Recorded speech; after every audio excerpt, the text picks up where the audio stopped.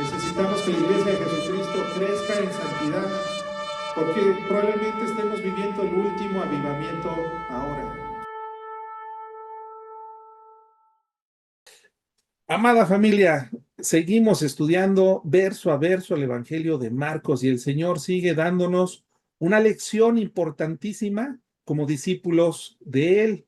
Sabemos que nuestro Señor Jesucristo ha estado predicando en la parte más septentrional de su ministerio, es decir, la parte más al norte del lugar geográfico de donde se estuvo moviendo en su ministerio terrenal. Estaba en la parte más alta donde fue también el monte de la transfiguración y ahora ha comenzado un descenso nuevamente hacia Galilea y no se va a detener ahí. Él ya no va a lidiar con multitudes, sino les está dando ya clases a sus discípulos, las últimas lecciones, porque está a meses de llegar a Jerusalén, donde será entregado, muerto y sepultado, y donde al tercer día resucitaría. Así que nuestro Señor Jesucristo tiene algo muy profundo que enseñarnos el día de hoy en esta lección de Marcos 9, del versículo 30 al 40, al 41. Este estudio se llama Jesús pagó el precio por las ovejas.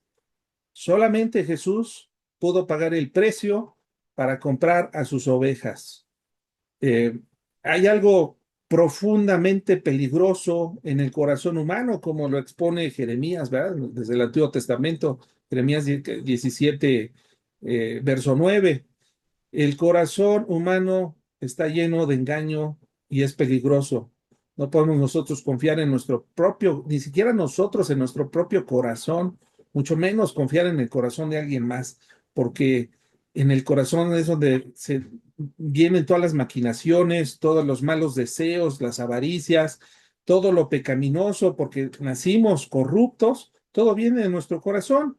Aquí en esta lección vamos a encontrar que podemos estar cerca de Dios, pero al mismo tiempo seguir buscando nuestra gloria. Podemos escuchar, hablar de la cruz, cantar alabanzas hacia Jesucristo, servir en la iglesia incluso, participar en un ministerio y aún así estar preocupados por nuestro lugar, nuestro reconocimiento, nuestra influencia, nuestra importancia, por la gloria de nuestro Señor. Y eso fue precisamente lo que el evangelista Marcos nos escribe en esta porción de la Escritura.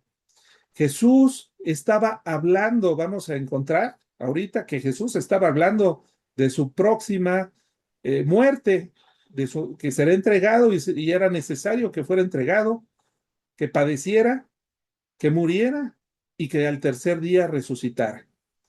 Lo estaba anunciando con mucha claridad en este pasaje que vamos a estudiar. El Hijo de Dios estaba poniendo delante de ellos la cruz, pero ellos, sus discípulos, en lugar de quebrantarse por esta revelación, comenzaron a discutir quién sería mayor de ellos en el futuro reino del Señor Jesucristo.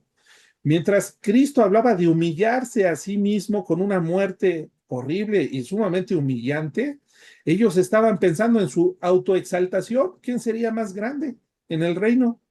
Mientras Cristo estaba caminando literalmente hacia el sur para llegar a Jerusalén, hacia su sacrificio, ellos estaban discutiendo acerca de su posición. Mientras Cristo se preocupaba por dar su vida en rescate por muchos, en rescate por sus ovejas, ellos estaban comprometiéndose con su propia gloria. Y en esta escena que vamos a estudiar el día de hoy en el Evangelio de Marcos, no está solamente la Biblia exponiendo la torpeza espiritual de estos 12 discípulos, porque no es la intención, ¿verdad? Juzgarlos ni exponerla. Todavía va más allá. Está ahí este texto para exponer lo que hay en nuestro propio corazón, porque también nosotros podemos ser personas que no dejen de hablar de Cristo, pero vivir para nosotros mismos. Podemos servir, pero por deseos de ser vistos. Podemos defender la verdad, pero con un corazón orgulloso. Yo sabía que tenía la verdad. Podemos estar en la obra de Dios, en el ministerio que sea, pero irritarnos cuando Dios usa a otros. Podemos decir que seguimos al Cristo crucificado, pero al mismo tiempo podemos seguir estando protegiendo nuestro propio ego, nuestra propia reputación y nuestra gran necesidad de reconocimiento. Y podemos utilizar una sarta de argumentos que parezcan bíblicos para defenderlo. Pero este pasaje nos va a confrontar a todos y cada uno de nosotros de una manera sumamente profunda, porque Jesús no solamente corrige una discusión entre sus discípulos, sino redefine por completo lo que significa ser cristiano o ser un seguidor de Él. La cruz cambia nuestra idea de grandeza. El reino de Dios no avanza por medio de hombres que buscan ser admirados, sino por discípulos que han aprendido a humillarse, a servir a otros y a recibir a los pequeños, porque va a hablar de los niños, y reconocer con gozo la obra soberana de Dios, aun cuando no pasa por ellos, sino por otros. La pregunta de este texto que nos pone delante es inevitable. ¿Estamos siguiendo a Cristo bajo la sombra de la cruz? ¿O estamos usando las cosas de Cristo para alimentar nuestra propia gloria? Así que en este estudio, en este pasaje de Marcos 30, Marcos capítulo 9, del verso 30 al 41, vamos a aprender que Cristo nos llama a mirar su cruz con fe, a abandonar toda ambición egoísta en nuestro corazón para entonces servir con humildad a los más pequeños y honrar la obra que Dios manifiesta para la gloria de su Hijo. Vamos a comenzar entonces con nuestro estudio, con la primera lección, no sin antes les puse aquí una presentación para amenizar un poquito el estudio e ir ilustrando lo que Dios tiene que decirnos en este pasaje. Jesús pagó el precio por las ovejas. Ese es el título del estudio. Vamos a ver en este estudio evangelístico, yo le puse sermón, pero es un estudio eh, evangelístico, cómo el evangelista nos revela la esencia del sacrificio de Cristo a su pueblo. Y ya hablé acerca del peligro del corazón o de nuestro corazón. Ya hablé acerca de los contrastes, la cruz versus la gloria personal de cada uno de ellos. Hablé también del sacrificio de Cristo, mientras que ellos buscaban su posición en el reino. Ya hablamos de la humildad de nuestro Señor Jesucristo, que nos pone ejemplo, y la competencia que había entre ellos. ¿Les suena familiar esto? A todos nos suena familiar porque todos somos pecadores. Pero estamos estudiando esto para que Dios nos quite, nos alimente, nos quite esas dudas y vayamos creciendo hacia la santidad que solamente por medio de la obra del Espíritu Santo en nosotros podemos ir creciendo y alcanzando. La pregunta ya la hice que nos alude. Vamos a ir entonces al primer punto. Jesús nos llama primero a mirar primero su cruz antes de buscar nuestra propia gloria. ¿Dónde lo vemos esto? Bueno, mirar primero la cruz. Me voy a switchar a la Biblia para leer el pasaje e irlo estudiando todos juntos. Dice así nuestro Señor Jesucristo.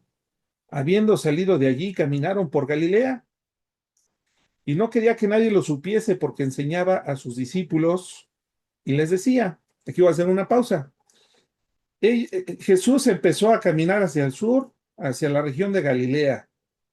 Ya habíamos visto que se había transfigurado, ya había sanado y liberado a un chico sordo y mudo por posesión demoníaca. Y ahora él estaba dándole un discipulado personal a sus discípulos. No quería que nadie lo supiese porque él necesitaba concentrarse con sus discípulos. Y les empezó a enseñar, así a ellos como ahora a nosotros.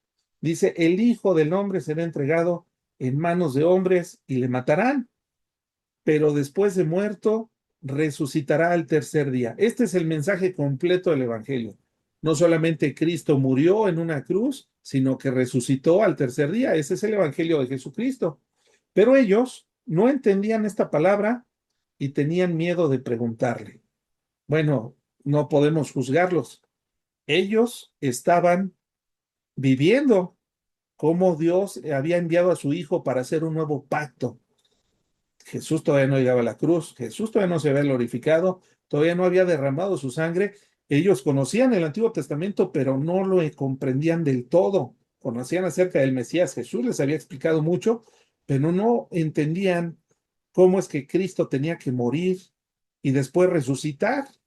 Pero eso es lo que estaba Jesucristo haciendo, cumpliendo la voluntad del Padre, porque la voluntad del Padre era, antes de establecer un reino, pues primero pagar el precio por las ovejas que ocuparían ese reino.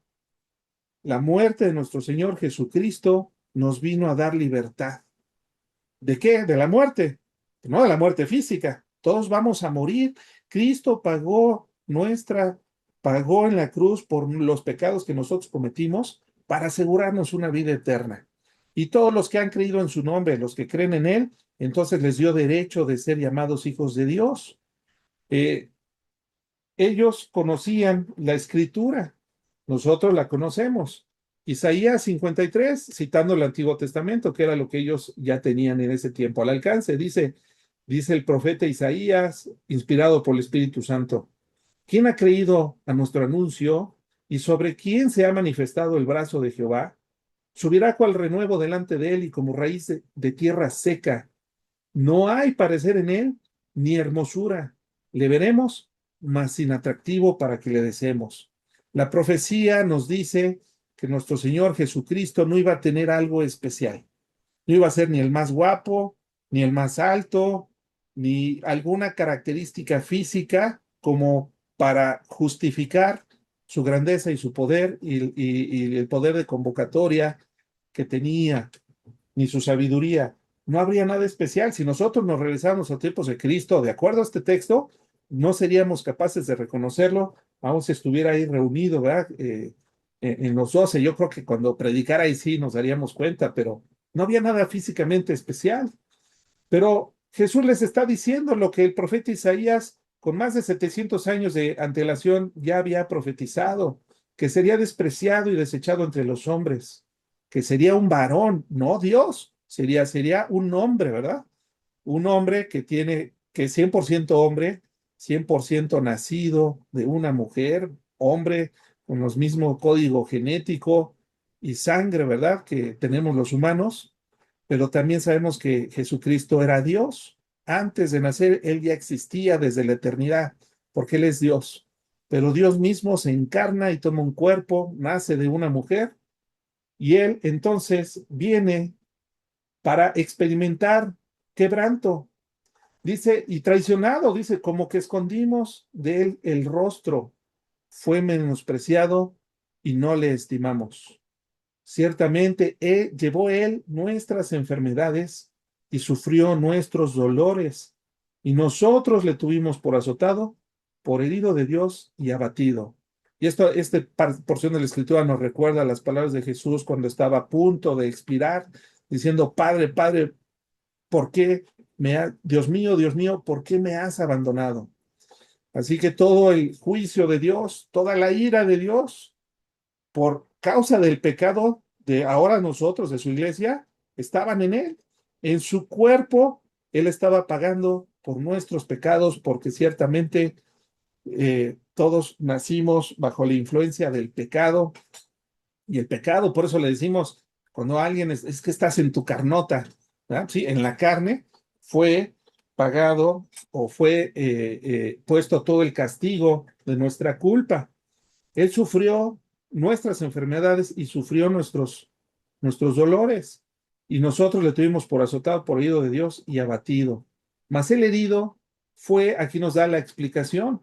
Esto le aconteció a él, no porque él se lo mereciera, sino porque nosotros lo merecíamos, por nuestras rebeliones. Él fue molido a golpes y azotes por nuestros pecados. El castigo de nuestra paz fue sobre él. Él nos ganó un amparo judicial Él nos quitó del lugar que nosotros merecíamos, pero el golpe se lo llevó Él. Y solamente Él, alguien del tamaño de Él, podía recibir toda la ira de Dios y sobrevivir, porque Él también es Dios, ¿verdad? Así que él lleva todo el castigo. Pero ¿qué hicimos todos nosotros? Dice Él, todos fuimos curados por el sacrificio de Él, ahora nosotros somos curados de la muerte eterna. Todos nosotros nos descarriamos como ovejas. Cada cual se apartó por su camino, mas Jehová cargó en él el pecado de todos nosotros. Él fue traicionado. Todos sus 12 que ahorita se están repartiendo todas las secretarías, ¿verdad? De este nuevo reino que Jesús va a establecer. Todos ellos lo traicionaron, le dieron la espalda, todos huyeron. El apóstol Pedro lo negó 3 veces antes de que el gallo cantara 2 veces. Él ya lo había negado 3 veces. Todos le dieron la espalda, todos lo traicionaron. Angustiado él y afligido, no abrió su boca. Como cordero fue llevado al matadero y como oveja delante de sus trasquiladores enmudeció y no abrió su boca. Por cárcel y por juicio fue quitado, y su generación, ¿quién la contará? Porque fue cortado de la tierra de los vivientes y por la rebelión de mi pueblo fue herido. Jesucristo vino a morir principalmente por su pueblo, por los judíos, pero luego también por nosotros, los que creemos en su mensaje, en el Evangelio de Jesucristo, porque Él cumplió la promesa que Dios le hizo a Abraham en Génesis 12, verso 2. En ti serán benditas todas las familias de la tierra, no solamente tus descendientes directos, sino todas las familias de la tierra, porque también somos los creyentes o personas, hombres y mujeres de fe, como lo fue Abraham. Y se dispuso con los impíos su sepultura, mas con los ricos fue en su muerte, aunque nunca hizo maldad, ni hubo engaño en su boca. Con todo esto, él fue inocente, él fue el Cordero de Dios que quita el pecado del mundo. Dice, con todo esto Jehová quiso quebrantarlo, sujetándole a padecimiento, y cuando haya puesto su vida en expiación por el pecado, verá linaje, vivirá por largos días. Aquí está la resurrección, ¿verdad? Porque si él murió, ¿cómo es que vivirá por largos días? Si no resucitó, por supuesto que resucitó, y la voluntad de Jehová será en su mano prosperada. Verá el fruto de la aflicción de su alma y quedará satisfecho. Por su conocimiento justificará mi siervo justo a muchos. ¿A quiénes? A todos los que creen en el sacrificio de Jesucristo. Y aquí estamos aquí firmados 16 conexiones y en personas yo creo que somos cerca del doble, ¿verdad? Así que aquí hay un montón de redimidos, pero no somos los únicos. Hay millones de personas que han creído en el Evangelio. Y desde que esto aconteció, desde Hechos capítulo 2, el día de Pentecostés que nace la iglesia, hasta el día de hoy, han nacido de nuevo muchas personas y el reino de los cielos se ha ido expandiendo. No todas las personas, pero dice, justificará mi siervo a muchos, porque no todos creen en el mensaje del Evangelio, pero a los que creen les dio la capacidad de ser llamados hijos de Dios y llevará las iniquidades de ellos. Por tanto, yo le de parte con los grandes y con los fuertes repartirá despojos, por cuanto derramó su vida hasta la muerte y fue contado con los pecadores, habiendo él llevado el pecado de muchos y orado por los transgresores. Ese es nuestro Señor Jesucristo. Él es Jesús. Jesús lo dijo también en Juan 10, capítulo 11. Yo soy el buen pastor y el buen pastor su vida da por las ovejas. La obra de nuestro Señor Jesucristo no quedó simplemente ahí. Él nos ha prometido, y ya entramos a temas de escatología, cosas que no han acontecido, pero esta profecía, que es la profecía de los últimos tiempos, nos dice el apóstol Juan, después de esto miré, es una escena, ¿verdad?, futura, dice, después de esto miré y aquí una gran multitud, la cual nadie podía contar. Era tan grande que nadie podía contar, ¿verdad? De todas las naciones, tribus y pueblos y lenguas que estaban delante del trono y de la presencia del Cordero, de Jesucristo, vestidos de ropas blancas, es decir, ya glorificados, santos y sin pecado, con palmas en las manos, y clamaban a gran voz diciendo, la salvación pertenece a nuestro Dios que está sentado en el trono y al Cordero. La salvación le pertenece a Cristo, la gloria es de Cristo. Nosotros somos ovejas de Cristo y no somos ni de Pablo, ni de Pedro, ni del pastor de la iglesia a la que tú asistes, ni del maestro que te disipula. Nosotros somos hijos de Dios y le pertenecemos a Él. Somos muchas ovejas. Claro que Dios, como Dios es un Dios de orden, ha establecido iglesias, ¿verdad?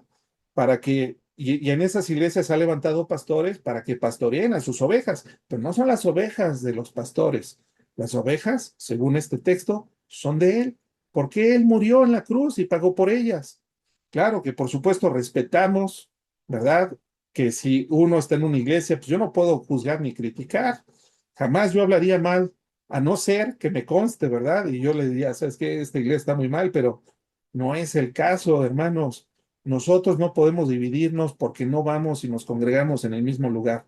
Y tenemos el derecho y toda libertad de reunirnos entre semana a estudiar la Biblia, porque ni yo me estoy imponiendo como pastor, ni ustedes son mis ovejas. Tanto ustedes como nosotros, mi esposa y yo y todos los que amamos a Cristo, somos las ovejas de Dios, somos redimidos y nos juntamos para aprender de Él y para darle gloria a Él, para ser transformados. Eso es lo que Dios nos dice, mírame a mí, pon tus ojos en mí. Ese es el mensaje de esta primera enseñanza. La segunda enseñanza la encontramos en el siguiente versículo. Fíjense cómo ahorita Dios o Jesús nos acaba de decir, enfócate en la fe, en la cruz. Ahora Jesús nos va a dar una lección para que nos podamos enfocar en ser personas humildes. Humilde quiere decir sin orgullo, sin soberbia, sensibles, que somos personas que aceptamos que no somos los mejores, que Dios necesita personas que no se sientan intocables o perfectas, porque una persona así no puede seguir siendo transformada. Dios necesita que seamos humildes para moldearnos. Entre más humildes, más fáciles, como la plastilina, ¿verdad? De moldear. Pero entre más soberbios, Dios nos tiene que dar duro para podernos dar la forma que Él quiere. Así que Dios quiere personas humildes. De hecho, ninguna persona soberbia podrá entrar al reino de los cielos, según Mateo 5:2, 5:3, la primera de las bienaventuranzas, ser pobre de espíritu. Pero esta lección vamos a aprender que Jesús nos enseña que la grandeza cristiana comienza cuando dejamos de competir entre nosotros y empezamos a servirle a Él. Y esto, por eso, este es un enfoque en la humildad. Vamos a ver estos tres versículos, del 33 al 35.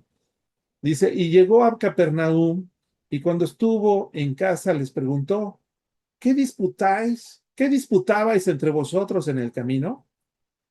A ver, hermanos, sabemos que Jesús no tenía necesidad de que nadie le diera testimonio de nadie, porque Él conocía los corazones de todos. ¿Por qué hizo esa pregunta a nuestro Señor Jesucristo? Porque eso es una lección que le quiere dar a ellos, pero el evangelista Marcos lo documentó para que esa lección de ese evento que aconteció hace 2000 años también llegue a nosotros. Ya lo dije en la introducción, nosotros somos iguales, nada más que en diferente país, con diferente idioma, en diferente época, pero nuestro corazón sigue estando igual. Dice, mas ellos callaron. Fíjense cómo callan, pues, a vergüenza, ¿verdad? Los cachó el Señor. Mas ellos cacharon porque en el camino habían disputado entre sí quién había de ser el mayor. Entonces, él se sentó y llamó a los 12 y les dijo, si alguno quiere ser el primero, será el postrero de todos y el servidor de todos. Esto es una gran lección de humildad. Y el apóstol Pablo nos escribe en la misma sintonía aquí en Filipenses 2, versos del 5 al 8, nos dice, haya pues en vosotros este sentir que hubo también en Cristo Jesús, el cual siendo en forma de Dios, no estimó el ser igual a Dios como cosa que aferrarse, sino que se despojó a sí mismo de su deidad, de todos sus atributos, se despojó de sí mismo, a sí mismo, tomando forma de siervo, que es la manera como nos presenta el evangelista Marcos a Jesús en su evangelio, el Dios que se hizo siervo, ¿verdad? Tomando forma de siervo, hecho semejante a los hombres, y estando en condición de hombre, como tú y como yo, ¿verdad? Se humilló a sí mismo. Esta es la humillación de Cristo, que él siendo Dios, se humilla para tomar un cuerpo humano, haciéndose obediente hasta la muerte y la muerte de cruz. El Señor Jesucristo nos puso ejemplo acerca de humildad. Él no solamente la predicó, sino la vivió. Y por supuesto que la predicó, pero era congruente. Hermanos, que el video cuadre con el audio, que nuestros hijos, nuestros familiares, nuestros líderes, nuestros hermanos de la iglesia donde estemos sirviendo o donde nos estemos congregando, vean que haya congruencia. Ustedes saben que nos conocemos, somos amigos, conocemos cuáles son nuestros defectos, nuestras cualidades, nuestras virtudes, nuestros puntos de debilidad o nuestras áreas de oportunidad, ¿verdad? Pero tenemos que buscar siempre esa congruencia, que por supuesto que siempre va a estar ahí el pecado, vamos a estar siempre batallando contra cosas pecaminosas, la ira, esto, lo otro, el orgullo, que de eso estuvimos hablando ahora que nos reunimos varias familias, ¿verdad? Acerca del orgullo, pero nuestro Señor Jesucristo quiere que seamos como Él. El apóstol Pablo nos dice, sean como Cristo, ¿verdad? Que Él siendo Dios no fue como cosa que aferrarse y se despojó a sí mismo y se hizo obediente, se hizo siervo. Él vino a servirnos, a darnos ese ejemplo de servicio. Pero no queda ahí. El apóstol Pablo en el verso 3 nos dice que nada hagamos por contienda o por vanagloria. Si nos vamos a reunir a estudiar la Biblia, amada familia, que sea para la gloria de Cristo, ¿verdad? ¿Por qué? No es por contienda, por vanagloria. Ah, es que yo lo hago mejor, hermano, vente conmigo. No, no es la intención, ¿verdad? Tiene que ser con humildad, estimando a cada uno de los demás como superiores a él mismo. Esto es otro gran tema de la humildad y lo que estuvimos hablando también. Tenemos que ser humildes. No es que los demás sean superiores a mí. De hecho, ante Dios estamos iguales, somos hechos a la imagen, fuimos hechos a la imagen de Dios. Pero para mí, para controlar ese orgullo que hay en mi corazón, tengo que estimarte a ti, amado hermano, y a todas las personas como si fueran superior a mí mismo. Te voy a dar la preeminencia. Llegamos en el tráfico, ¿verdad? Y por supuesto que te voy a dar el paso. No me voy a pelear, ¿verdad? Porque nada más que tiene que ser todo con orden. Eh, Todo esto es una muestra de humildad. La soberbia es un pecado terrible, arraigado en lo más profundo de nuestro corazón. Dice, no mirando cada uno por lo suyo propio, o sea, sin egoísmos, sino cada cual también por lo de los otros. Y ahí está la empatía, ahí está buscar el beneficio de los demás también, no nomás lo nuestro. Aquí hay un tema bien delicado, hermanos, porque la psicología moderna nos dice, no, es que te tienes que querer más, tú no tienes autoestima, ámate, ámate. No, no te amas a ti mismo, ese es el problema que tú tienes. Cristo no está diciendo eso. Yo no encuentro eso con sustento bíblico. No entiendo por qué es humanista, ¿verdad? Y eso a lo mejor lo dijo Sigmund Freud o Skinner o de estos grandes psicólogos. Pero aquí el peligro de amarnos a nosotros mismos es que nuestro ego y nuestro orgullo van a elevarse. Y no es así. Dios quiere todo lo contrario, que seamos humildes considerando a los demás como superiores a nosotros mismos. Así que es muy peligroso, amada familia, que nosotros demos algún consejo así. No, es que quiérete un poquito, ¿no? ¿Quién dice eso? Al que tenemos que amar con todo nuestro corazón, con todas nuestras fuerzas, con toda nuestra mente es a Dios, no a nosotros. Y Dios ya nos demostró que nos amó, pues nos ha salvado de una muerte eterna, de una separación eterna. Nos ha salvado de sufrir la ira de Dios. Horrenda cosa es caer en manos de un Dios todopoderoso, dice el autor de Hebreos en el capítulo 10.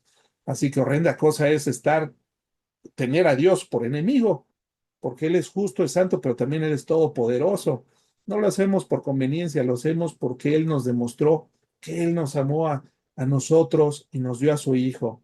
Así que dice, y después ya continúa, ¿verdad? Haya pues en vosotros este sentir, nos pone el ejemplo de Jesucristo.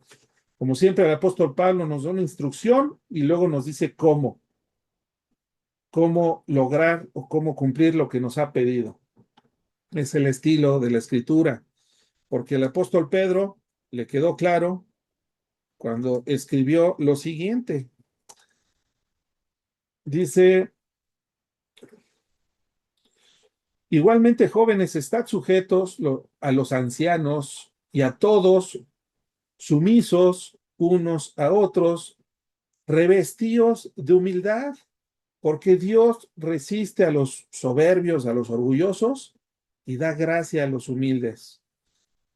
Humillaos, pues, bajo la poderosa mano de Dios, para que Él los exalte cuando fuere tiempo. Dios nos va a exaltar a todos, pero a su debido tiempo. ¿Todos seremos glorificados? Por supuesto que sí. Dios nos va a glorificar a todos, pero cuando sea el tiempo, no antes y no después. Dios tiene tiempos perfectos para todos y cada uno de nosotros. Tenemos siempre que tener los ojos puestos en la cruz. Tenemos que avanzar porque Jesucristo ya se sacrificó, ya nos redimió. Ahora nosotros tenemos que seguir avanzando, puestos los ojos en la grandeza del servicio, pero del servicio en los términos que estamos aprendiendo en este estudio, ¿verdad? Con humildad. Cristo nos ha enseñado todo esto. La humildad y el servicio son características fundamentales de todo cristiano maduro, ¿verdad? Ya leímos en Filipenses cómo Dios nos exhorta a considerarlo a los demás como superiores. Esta es la voluntad de Dios, amada familia. Aquí tenemos nosotros que si queremos ser grandes en el reino de Dios, tenemos que servir de una manera desinteresada. Cuando fui y tuve el honor y el privilegio de servirle a muchos de ustedes o a algunos de ustedes que todavía siguen tomando el discipulado con nosotros ahí de Medecanes, mi esposo y yo siempre les comentamos, aquí el único protagonista tiene que ser nuestro Señor Jesucristo. Nosotros venimos a servir, no a ser vil. Esto lo decíamos así como broma, ¿no? Pero es que a veces caemos en vileza cuando queremos quedar bien con la gente. Miren, no pongamos nuestros ojos en ninguna persona. Sí, honremos a nuestros pastores, por supuesto, no estoy diciendo que no lo hagamos, pero nuestros ojos deben de estar puestos en Dios.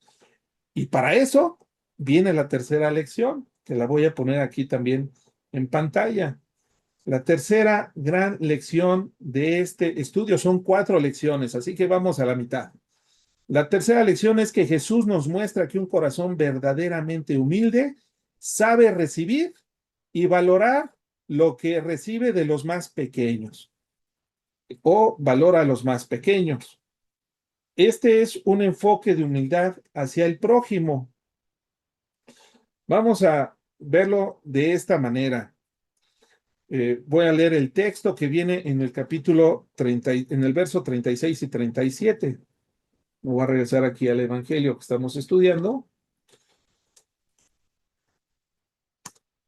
Dice, Jesús toma un niño para poner un ejemplo y explicarse lo que está haciendo. Dice, y tomó un niño y lo puso en medio de ellos y tomándolo en sus brazos, les dijo, el que reciba en mi nombre a un niño como este, me recibe a mí. Y el que a mí me recibe, no me recibe a mí, sino al que me envió. Fíjense cómo Cristo apunta un niño.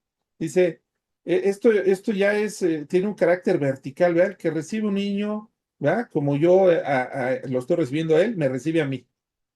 O sea, el humilde o un siervo fiel recibe a un niño. Esto apunta a Cristo y el que recibe a Cristo apunta al Padre, que es el que lo envió.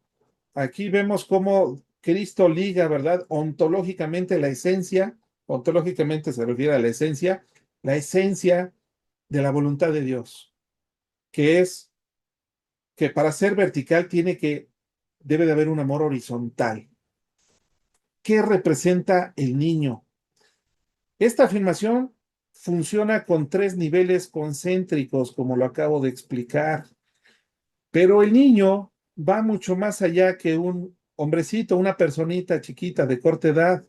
El niño representa a las personas más vulnerables, a los grupos más vulnerables.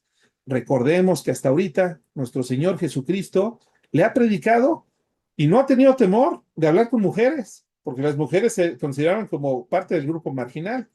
Los judíos en la época de Cristo oraban a Dios diciendo, Señor, te doy gracias porque no nací siendo mujer, ni siendo esclavo, ni gentil. Esas tres son las tres grandes clases sociales de los marginados. Sí, en una sociedad misógina, sí, por supuesto. Por el pecado, ¿verdad? El pecado nos hizo a los hombres machistas, misóginos. Pero esa no era la voluntad de Dios cuando creó a la mujer, ¿verdad? Ni al varón para que se enseñoreara de las mujeres. No por eso lo hizo más alto y más fuerte, ¿verdad? Nos hizo diferentes porque los dos nos complementamos y nos hizo una sola carne cuando nos unimos en matrimonio. Las habilidades de uno y del otro que juntas dan la plenitud. Y esa es la voluntad de Dios. Pero este niño representa también a los grupos más vulnerables de la sociedad. Este, dice Jesús, el que me recibe un niño como este, me recibe a mí me recibe. Pero el segundo nivel es que servir a los pequeños, a los más débiles, a los que están vulnerables, es tener un encuentro con Jesucristo mismo. Y por el tercer nivel concéntrico que encontramos en esta explicación, nuestro Señor Jesucristo, es que como Cristo nos abre una conexión con Dios el Padre, esta cadena de identidad es absoluta. El niño, Cristo, el Padre. Todos estamos alineados, ¿verdad? Y todos siempre con el paraguas en la cúspide a nuestro Padre que nos creó, al Dios Todopoderoso. El servicio al vulnerable no es simbólico, amada familia. Cristo nos está hablando con mucha literalidad. El sentido de Cristo, de que Cristo se identifica completamente con quien está en necesidad. Esto lo podemos nosotros recordar como Cristo lo dice con todas sus palabras y con toda claridad en el Evangelio de Mateo, en el capítulo 25, del versos 31 en adelante. Dice, cuando el Hijo del Hombre va, cuando Cristo venga por segunda vez, va a venir en gloria y todos los ángeles con él, entonces se sentará en su trono de gloria y serán reunidas de él todas las naciones. Cristo va a juzgar a todo el mundo y él va a poner a unos a su izquierda y a otros a la derecha, a su derecha y otros a la izquierda. Dice, como aparte el pastor a las ovejas de los cabritos, las ovejas a su derecha. Así que hermanos abusados, cuando venga esto y nada más fíjate estar a la derecha de Jesucristo. ¿Por qué? Porque ellos son los que son recibidos en su gloria, pero muchos otros serán puestos a su izquierda. Entonces el Rey, nuestro Señor Jesucristo, dirá a los de su derecha, venid benditos de mi Padre y heredad el reino preparado para vosotros desde la fundación del mundo, porque tuve hambre y me disteis de comer, tuve sed y me disteis de beber, fui al forastero y me recogisteis, estuve desnudo y me cubristeis, enfermo y me visitasteis en la cárcel y venisteis a mí. Entonces los justos le responderán diciendo, Señor, pero ¿cuándo te vimos hambriento y te sustentamos o sediento y te demos de beber? ¿Y cuándo te vimos forastero o te recogimos o desnudo y te cubrimos? ¿O cuándo te vimos enfermo o en la cárcel y vinimos a ti? ¿Y qué dice Jesús? Y respondiendo el rey, les dirá, de cierto os digo que cuando lo hicisteis por uno de estos mis hermanos, de estos pequeñitos, de estos niños, más pequeños, a mí lo hicisteis. Es exactamente lo mismo que nos está enseñando aquí en Marcos. Entonces, dirá también, ahora se voltea y les dice a los de su izquierda, ¿verdad? Así que si alguien aquí es del partido de izquierda, piénselo bien, hermano, porque a mí se me hace mucha coincidencia, ¿verdad? Que también los de la derecha son pro vida, y, bueno, no me voy a meter en política, pero fíjense lo que les dice a los de su izquierda: apartaos de mí, malditos, al fuego eterno preparado para el diablo y sus ángeles. El fuego eterno nunca fue pensado por Dios para los humanos, fue pensado para Satanás y sus ángeles, pero muchos de los seres humanos que pecaron y que no quisieron jamás acercarse al trono de la gracia para encontrar perdón y paz por medio de lo que Cristo ya hizo, entonces ellos serán echados ahí también. Y sigue dando las explicaciones: porque tuve hambre y no me disteis de comer, tuve sed, no me disteis de beber, fui forastero y no me recogisteis, estuve desnudo y no me cubristeis, enfermo y en la cárcel y no me visitasteis. Entonces ellos le responderán diciendo: Señor, ¿cuándo te vimos hambriento, sediento, forastero, desnudo, enfermo o en la cárcel y no te servimos? Entonces les responderá diciendo: de cierto os digo que en cuanto no lo hicisteis a uno de estos más pequeños, tampoco a mí lo hicisteis. E irán estos al castigo eterno y los justos a la vida eterna. Así que Jesucristo nos sigue enseñando mucho acerca de cómo podemos nosotros eh, tener un corazón verdaderamente humilde para servir a los demás, con nuestros ojos no puestos en nosotros, sino en Cristo, que lo merece, ¿verdad? Nuestro Señor. Vamos a irnos a la cuarta y última gran lección. Ya está enfocado en la obra de Dios. Vamos a Marcos 38, del 38 al 41. En estos 4 versículos vamos a aprender cómo el verdadero discípulo de Cristo reconoce y honra la obra de Dios donde quiera que Él la manifieste. Repito, el verdadero discípulo de Cristo o un verdadero cristiano reconoce y honra la obra de Dios donde quiera que Él la manifieste. Voy a poner la presentación para ir ilustrando el cuarto punto. Bueno, es que es difícil, ¿verdad? Estar presentando y viendo versículos, pero bueno, aquí está el cuarto punto: honrar la obra de Dios. Primero tenemos que reconocer la obra de Dios. Vamos a leer entonces el texto. Juan, el apóstol Juan, le respondió diciendo: Maestro, ¿cuándo hemos visto a uno que en tu nombre? Dice, hemos visto a uno que en tu nombre echaba fuera demonios, pero él no nos sigue y se lo prohibimos porque no nos seguía. No era parte de los 12, maestro, ya se lo prohibimos. Pero Jesús le dijo: no se los prohibáis, porque ninguno hay que haga milagro en mi nombre y luego pueda decir mal de mí. Porque el que no es contra nosotros, por nosotros es. Y cualquiera que os diere un vaso de agua en mi nombre, porque sois de Cristo, de cierto os digo que no perderá su recompensa. ¿Qué, ¿Cómo podemos nosotros entender esto que acabamos de leer, estas palabras de Jesús? Recordemos que Jesús, toda su concentración él estaba concentrado y todo su enfoque estaba en una cosa nada más. ¿Qué cosa? El hacer la voluntad de su Padre que lo envió. Él nació, él supo que él vino a este mundo para un propósito: salvar el mundo. Esa era la voluntad del Padre. Y para eso envió a su Hijo. El Rey de Reyes manda a su Hijo, a su único Hijo. Es un solo Dios, pero son 3 personas, pero es un solo Dios, es el misterio de la Trinidad. No podemos negar la Trinidad, hermanos. Si pensamos son 3 dioses o que nada más es un solo Dios, la unicidad de Dios, ya valimos. No nos ha caído el mensaje del Evangelio y nuestro destino es el fuego eterno. Tenemos que hacer el esfuerzo de comprender que es un solo Dios, pero pues son 3 personas: el Padre, el Hijo y el Espíritu Santo. El Padre manda al Hijo a cumplir una misión: ve y salva el mundo.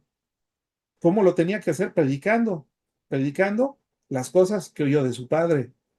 Cristo siempre dijo, yo no vine a hacer mi voluntad, sino la del Padre que me envió. Jesús está orientado a cumplir con su tarea, con su misión, una misión imposible para cualquier otra persona. Él siempre estaba ocupado haciendo lo que el Padre le quería que hiciera, que era aliviar el sufrimiento humano y más que eso, librarnos de la muerte eterna. Los discípulos, en cambio, estaban ellos, ya lo vimos, tratando de proteger su estatus privilegiado. Tú no eres de mi grupo, tú que andas echando fuera demonios. Así que la identidad de esta persona que estaba haciendo exorcismo, ¿verdad? En el nombre de Jesús, no es importante que se revele su identidad. No lo fue para Dios, ¿verdad? Poner su nombre o más información de este personaje. Pero Jesús no es un monopolio, amada familia. Nadie puede decir que yo sigo a Jesús y todo el que no esté conmigo está perdido. No, no es un monopolio. Jesús no lo hizo, aunque el apóstol Juan pues, tuvo un celo muy grande, ¿verdad? Ah, no, él no nos sigue, entonces no puede hacer nada en tu nombre. Así que para Jesús lo importante no es la genealogía, ¿verdad? Ni nuestro pedigrí, si somos o no somos de familia de la fe.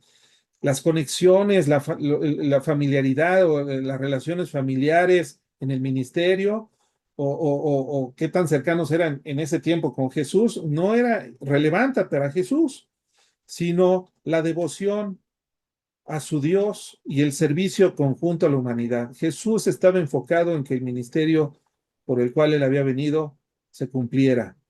Así que fíjense cómo aquí en el verso 41, en el último versículo, se profundiza la enseñanza. Dice, y cualquiera que os diere un vaso de agua en mi nombre, porque sois de Cristo, de cierto os digo que no perderá su recompensa. Aquí Jesucristo nos cambia el enfoque, ¿verdad? Así, lo que dijo Juan, lo cambia de lugar. Porque ahora ya no son los discípulos los que sirven a los demás, dando exorcismos o predicación o no nada, sino ahora ellos son los receptores de un beneficio muy sencillo, muy humilde, un vaso de agua. Dice, cualquiera que te dé un vaso de agua a ti, Juan, o ahora nosotros, cualquiera de nosotros que, por ejemplo, yo soy maestro de la Biblia o a un pastor o a cualquier otro líder, ¿verdad?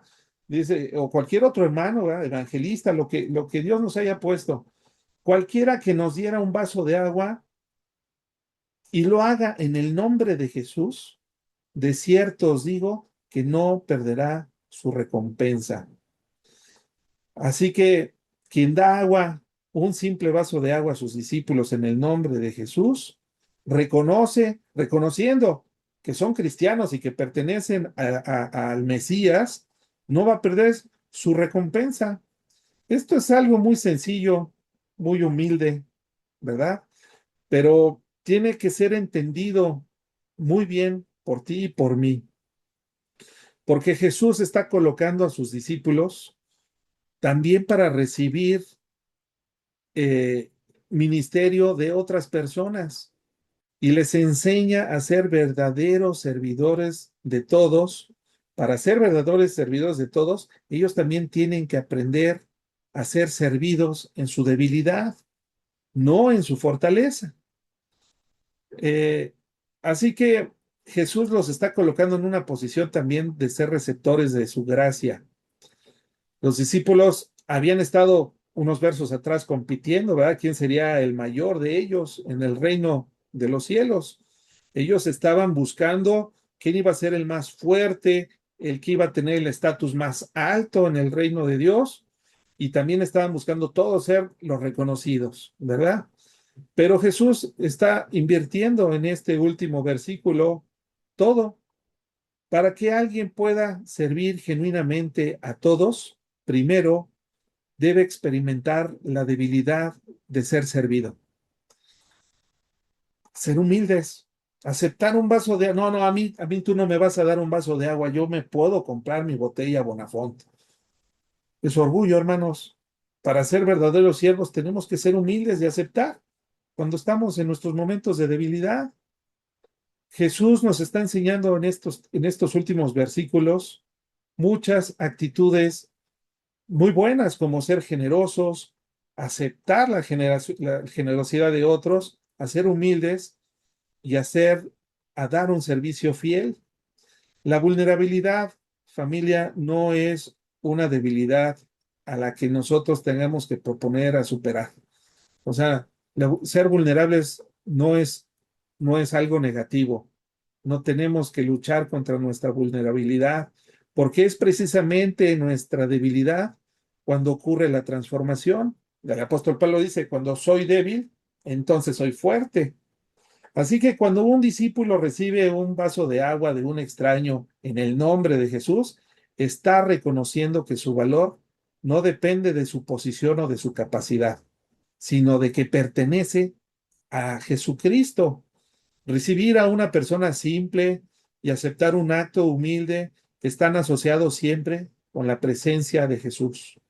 Dios nota los actos más pequeños. Ningún líder cristiano puede liderar desde su fortaleza únicamente. Todos deben de conocer la experiencia de la dependencia, la necesidad y también aceptar todo aquello que les dan en su debilidad. Solo quien ha aprendido a ser vulnerable ante otros puede servir sin dominación, sin necesidad de una afirmación constante de su poder. Eh, la grandeza cristiana precisamente emerge cuando dejamos de proteger nuestra fortaleza y permitimos que otros nos ministren en nuestras debilidades. Así que como conclusión, lo voy a poner aquí en pantalla la conclusión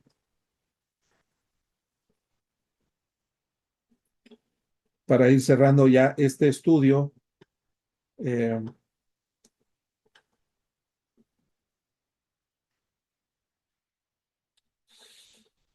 la conclusión que tenemos en este estudio de este pasaje de Marcos 9, del 30 al 41, es que nos deja ante una verdad que no podemos evadir. Nadie puede seguir verdaderamente a Cristo mientras sigue aferrado a su propia gloria. Se los he dicho y se lo voy a seguir repitiendo porque a mí me tardó mucho tiempo en que me cayera el 20. Todo está a cuestión del enfoque. ¿Cómo vemos este vaso? ¿Medio lleno o medio vacío?